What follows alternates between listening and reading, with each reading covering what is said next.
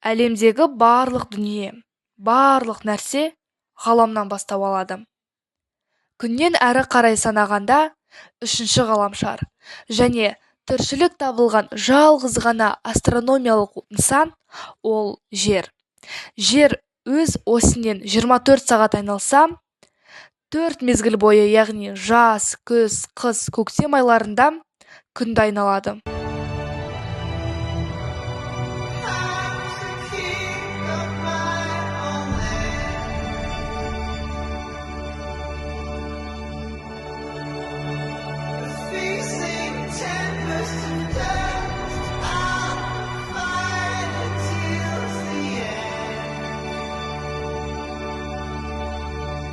Күз – табиғаттың алтын кезеңі. Сарғайған жапырақтар жерге төгіліп, табиғат баяу тыныштыққа дайындалады. Қыс – табиғаттың тыныштыққа шомылған сәті. Ақ қар жамылған жер ана аппақ әлемге айналады. Суықтың ызғары сезілгенімен, қыс – тазалық пен тыныштықтың белгісі. Көктем – өмірдің қайта оянуы. Жер бусанып, алғашқы гүлдер бой көтереді. Құстардың әні қайта естіліп, табиғат жаңа өмірге қадам басады.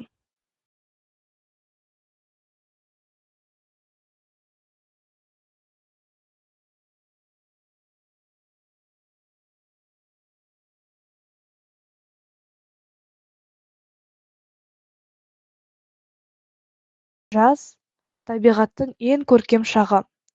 Күннің шуағы жерді жылытып, бар тіршілік гүлденіп жайнайды.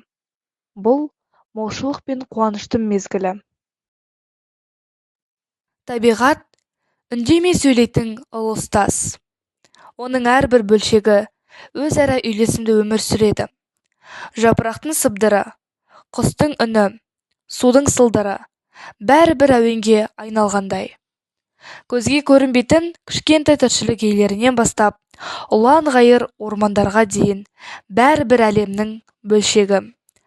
Әрбір гүл сұлулықтың белгісі. Әрбір тамшы су өмірдің негізі. Табиғат бізге тек байлық емес, ол аманат. Алайда адамзат табиғатқа әрдайым қамқор бола бермейді. Ластанған ауа, қоқысқа толы жер бұл біздің болашағымызға үлкен қауіп. Егер біз табиғатты қорғай алмасақ, ертең ол бізді қорғауы екі талай. Қоршаған әлем ғажайып әлем.